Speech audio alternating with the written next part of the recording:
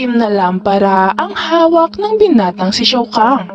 Habang naglalakad sa gubat, patungo kasi ito sa tent nilang magbabarkada. Naaaninag nito ang sinag ng siga sa malayo. Habang nakaupo naman ang mga barkada na sina Shay, Shanshan, Shomi. Asa si Sholing? Tanong niya sa sarili habang naglalakad sa masukal na parte ng gubat.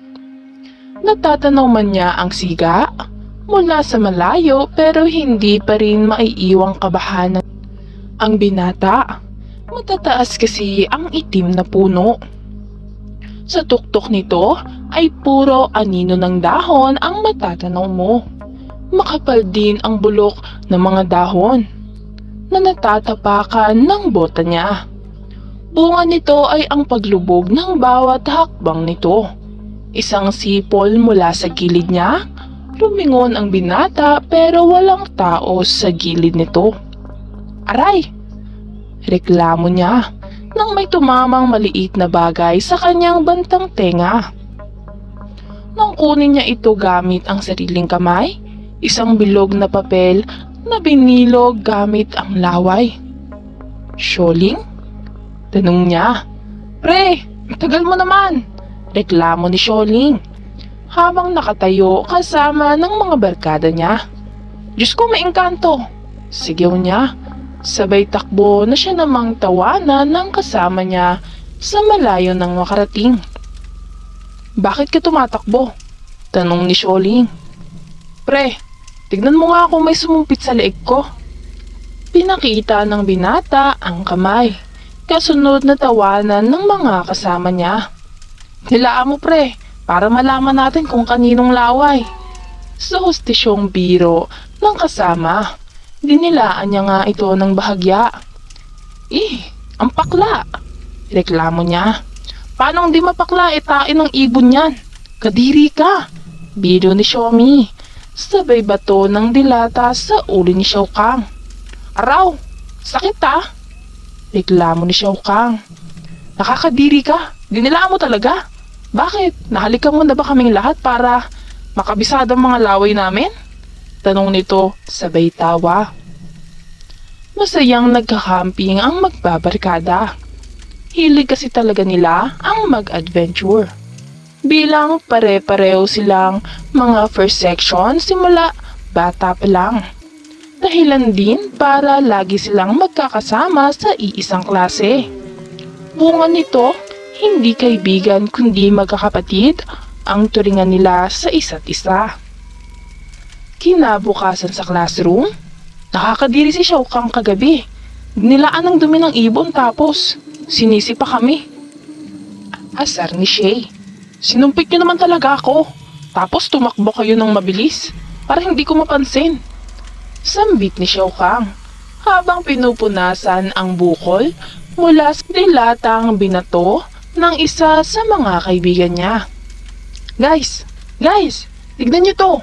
Sambit ni Sholing. Sabay bagsak ng mapa at mga litrato. Wow! Ang cool! Paghanga ni Shanshan. Kaso diba, nakakatakot dyan? Sambit ni Shay. Masarap dyan mag-ghost hunting. Suhestisyon ni Shao Kahn. Nakakatakot. Tugon naman ni Shay. Magandang memory to. Bawat punta natin sa sulok-sulok ng kuweba, videohan natin. Suhestisyon ni Shao Kahn. Baka may engkanto tayong mabidyohan dyan. Takot na tugon ni Shay. Oo nga, baka magkasakit tayo paglabas. Ang duduwag nyo naman, di yun totoo. Anong mga gawa-gawa lang yun? Para walang pumunta sa loob. Gawa-gawa lang yun ng mga duwag. Kasi sila mismo, hindi nila kayang gawin ang kaya natin. Tugon ni Sholing. Tama. Pagsang-ayon ng lahat. Ito ang gawin natin sa loob. Sambit ni Sholing kasabay ng palabas ng Ouija board. Saan mo nakuha yan? Tanong ni Shay. Ouija board? Oo. Kakausap tayo ng multo. Di ba sabi nila marami na daw na hindi nakalabas sa kuweba na yon? Mga nawala daw. Pagtakot ni Sholing. Oo, tama. Bali-balita na kinukuha daw sila ng mga halimaw dun at ginagawang asawa. Dinadala-dala sa mundo nila. Takot na pagsambit ni Shay. Mga itim na duwende, may pulang mata, at mga sungay. Magdala tayo ng patay na manok para hindi nila tayo galawin. Suhestisyon naman ni Shanshan. Guys, sit down. May quiz tayo. Utos ni Teacher Irene. Ha? Patay, hindi ako nakapag-review. Sambit ni Shay habang tinutupi ang Ouija board. Ako din. Sambit ni Sholing habang tinutupi ang mapa. Isang malakas na electric fan ang humagip dito, dahilan para tumama ito sa mukha ni Teacher Irene. Anak ng... Ano to? Kanino nang galing to? Tanong ng guro sa estudyante, pagkatapos mapatayo sa gulat. Sumagot kayo! Kanino to? At isisiro ko kayo sa quiz. Pagtakot ng guro sa mga estudyante. Sa kanila po. Lo, kami agad? Gulat ng 5. Kayo lang naman ang mga gala dito. At kung saang-saang sulok pumupunta. Sambit ng kung sino. Mga anak, lumapit nga kayo dito. Sambit ni Teacher Irene. Nang makalapit ang magbabarkada, napahawak ng noo ang guro sabay sambit.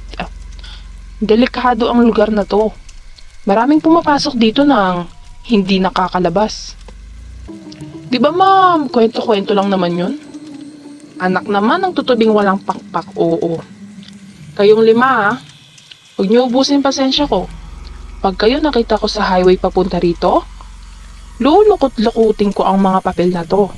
Tapos yun ang ipapareses ko sa inyo. Akin ang mapa na to. Pagtakot ng guro sa mga estudyante, sabay agaw ng mapa. Ma'am, wag! Sambit ni Sholing. Mga anak, hindi to para sa inyo. Gusto nyo bang maging hapunan ng kuweba? Tanong ng guro. Ma'am, hindi po yung totoo. Duwag ka lang, kaya mo nasasabi yan. Sagot ni Sholing. Natahimik ang klase. Isang malaking kabastusan ito para sa lahat. OMG be, calm down. Sambit ni Shay habang nakatakip ang kamay sa bibig. Tumayo ka sa hallway at huwag kang papasok sa klase ko ngayon. Sigaw ng guro habang nakaturo ang mga braso sa labas. Dumating ang hapon na puslit ng magbabarkada ang mapa ng kuweba at walang pagdadalawang isip na tinungo ito. Nakakatakot nga dito. Parang gusto ko na umuwi. Takot na sambit ni Shay. Oo nga, ang creepy. Ang creepy ng mga bato sa loob. Hugis tao. Takot ng tugon ni Xiao Kang. Ano yun? Anong amoy yun? Ba't parang ang sangsang? Naaamoy nyo ba? Diyos ko, makapatay na tao. O kaya, baka may bangkay. Suhestisyon ni Shay. Pinagsasabi nyo, wala naman ah. At saka yung masangsang, tayo ng paniki mula sa loob. Halika na nga. Matapang na sagot ni Sholing. Madulas at basa ang loob ng kuweba. Magkakahawak ang mga bisig ng barkada. Malalim-lalim na rin ang narating nila nang biglang malaglag ang Ouija board sa gilid nila na halos bangin na. Yung board! Ani ni Shay. Be, baka madulas ka. Paghila ni Shanshan na siya namang dahilan para madulas din ang mapa. Shanshan, anong ginagawa mo? Yung mapa! Sambit ni Xiao Kang. Shay naman kasi tignan mo yung ginawa mo. Sigaw ni Shanshan. Hindi ko sinasadya. Tugon ni Shay. Guys, tama na. Umuwi na lang tayo. Bumalik tayo sa itaas. Suhestisyon ni Xiaomi kasabay ng pagtapik kay Shanshan. na dahilan para umabante ito kay Shay. Aray! Reklamo ni Shay. Habang hawak ang paa, dalawang talon pausod at nadulas ang dalaga sa bato, dahilan para tuluyan itong mahulog sa bangin. Shay! Sigaw ng lahat. Diyos ko si Shay! Takot na sambit ni Shanshan. Patay na si Shay! Anong gagawin ko? Napatay ko siya! Takot na sigaw ni Shanshan. Umuwi na tayo. Maya-maya, habang naglalakad, paakyat 3 kurap ng flashlight, ay nagkatinginan ang magbabarkada. Tuluyan nang namatay ito. Madilim at isang tawa ang narinig nila. Ha! Umalis kayo dito. Papatayin ko kayo katulad ni Shay. Sambit ng kung sino, nang biglang, Aray! Bitawan mo nga ako! Sigaw ni Shang Kang. Isa kasi sa mga barkada niya ang sumasakal sa kanya. Takot na nagtitinakbo ang magkakaibigan. Sumisigaw ng tulong at aligagang naghahanap ng taong pwedeng tumulong sa kanila. Nag-iiyakan ng lahat. Pawis na pawis at gutom na gutom. Sa 5 oras na paglalakad nila, wala silang mahanap na daan. Tuluyan na rin kasi silang naliligaw. Andito pala kayo! Sigaw ng isang rescuer. Sir, tulong po! Sigawan ng lahat habang walang malay si Shanshan. Tuluyan ngang lalabas ang mga kabataan. Ma'am, sorry po. Hindi kami nakinig. Wala na po. Wala na. Iyak ni Xiao Kang. Asan si Shay? Tanong ng guro. Nahulog po siya sa bangin. Hindi po namin alam kung buhay pa po siya. Pag-amin ni Xiaoling. Lumayo kayo! Papatayin ko kayo lahat! Sigaw ni Shanshan habang may hawak na kahoy at nakatutok sa harap. Shanshan! Tumigil ka na! Kami to! Hindi mo ba kami nakikilala? Sambit ni Xiaomi. Engkanto kayo! Mga hindi kayo tao! Nagpapanggap kayo para kunin ang espiritu ko! Hindi niyo ako mapapangasawa, mga duwende! Sigaw ni Shanshan. Nang matapos ang komisyon, dinala ang lahat sa ospital. Si Shanshan naman ay sa mental hospital. Tuluyan na rin kasi itong nasiraan ng bait. Pagkalipas ng mahabang panahon, binibisita nila si Shanshan sa mental hospital. Samantalang sa sementeryo naman para kay Shay, nakita kasi itong malamig na at hindi na humihinga sa bangin kung saan ito nahulog. Hagis ng iba't ibang makukulay na bulaklak, kasabay ng bawat patak ng luha ng magbabarkada. Katumbas ng pag-aalala ng masasayang araw na buo pa silang lahat.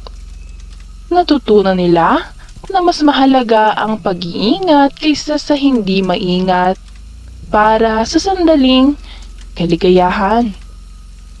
Maraming salamat sa panonood mga kakwentuhan. Huwag kakalimutang mag-subscribe at pindutin ang notification bell para lagi kayong updated sa ating mga bagong istoryang mapupulutan ng aral at inspirasyon sa buhay. Hanggang sa susunod nating istorya mga kakwentuhan.